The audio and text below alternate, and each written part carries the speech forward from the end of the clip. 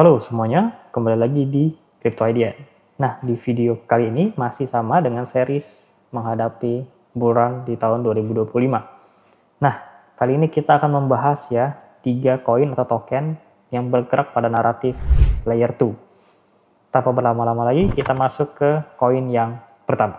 Koin pertama itu adalah Arbitrum ya. Jadi Arbitrum ini merupakan sebuah blockchain layer 2 ya yang dirancang untuk meningkatkan skalabilitas pada blockchain Ethereum. Arbitrum ini bekerja ya dengan menggunakan teknologi yang namanya optimistic rollups. Nah, jadi Arbitrum itu mengumpulkan transaksi ya, menyelesaikannya di rollup chain dari Arbitrum, lalu dia memasukkan data transaksi kembali ke blockchain Ethereum.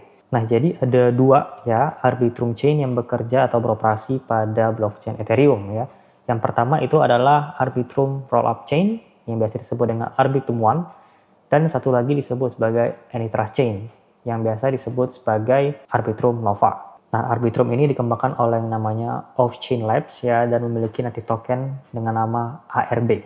Nah, sekarang kita masuk ke analisa chart dari Arbitrum atau ARB ya.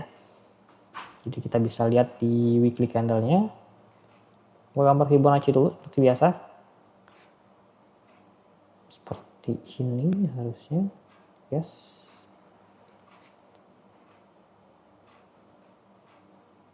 Oke, jadi Arbitrum ya.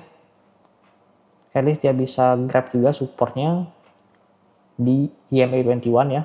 Sama ya di daerah support dari Fibonacci juga 0,618 sampai 0,5 itu di harga 0,65 sampai 0,72 dolar yaitu untuk ARB. Jadi untuk path-nya seperti ini, mungkin dia mantul ke daerah support ini kemudian kembali melanjutkan kenaikan ya. Kita akan sedikit zoom out mungkin. Jadi ARB ini bisa chance untuk kembali ke resistennya di daerah 1,1 dolar ya, ataupun sampai ke 1,2 dolar.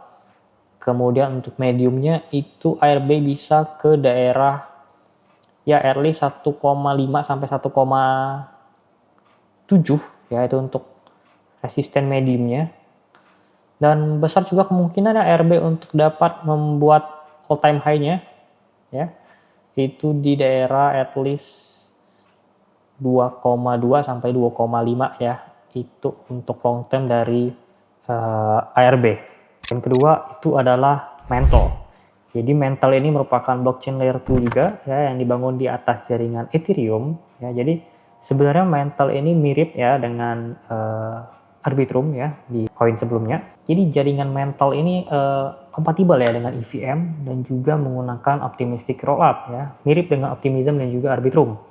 Seperti yang gue mention tadi, Mantle ini merupakan jaringan layer 2 ya yang diinkubasi oleh BitDAO ya. Nah, jadi semua jaringan layer 2 ini itu memproses transaksi ya dengan memanfaatkan yang namanya validator off-chain ya, di mana validator off-chain ini disebut sebagai sequencer yang mengumpulkan semua transaksi di layer 2 kemudian melemparkannya ke jaringan Ethereum.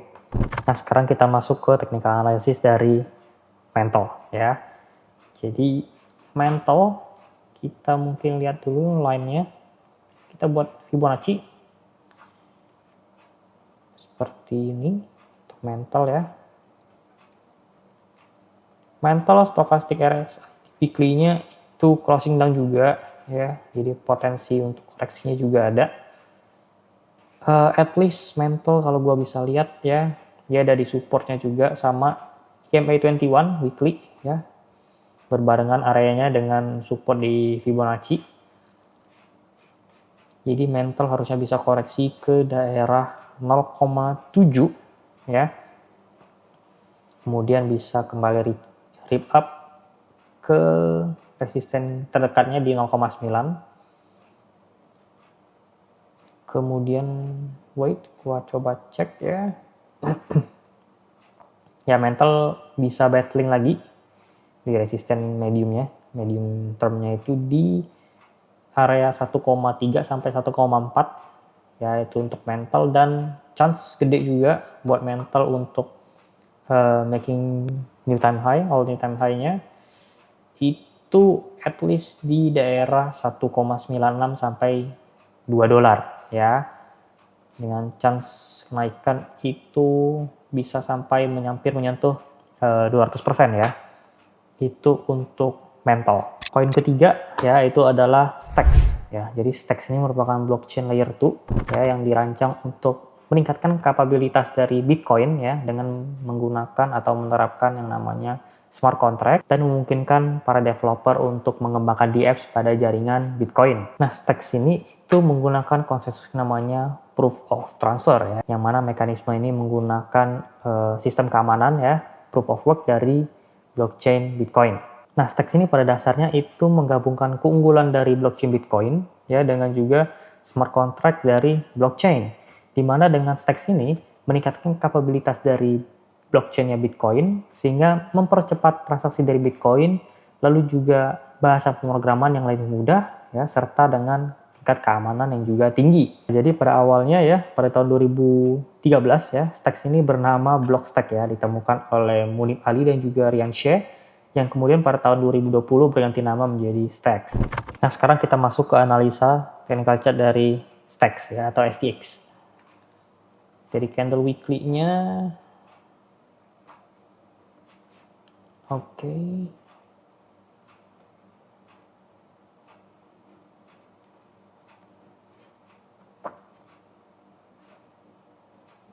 Mental Stacks ya, cukup solid ya.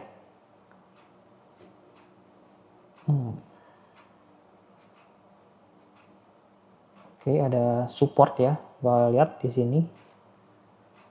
Yang pertama di area 1,5 itu sampai daerah 1,6 yang pertama. Kemudian ada resisten juga di daerah ini yang bisa jadi support ya.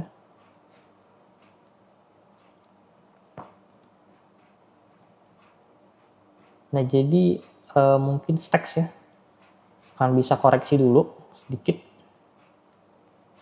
ke area Fibonacci dan juga EMA21-nya ya di daerah 1,8 ya.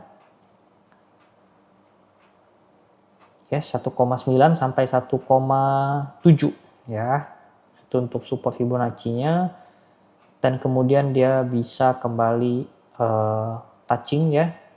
Resistance-nya itu di area 2,3 sampai 2,6 ya, bisa kita bilang.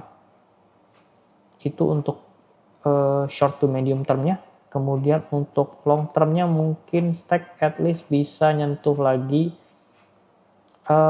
top sebelumnya yaitu di daerah $3,7 ya. Besar probabilitasnya dia bisa making all new time high mungkin at least ke $4,3 lah untuk long term dari Stacks ya. Dengan gain mungkin sekitar 150% itu untuk Stacks.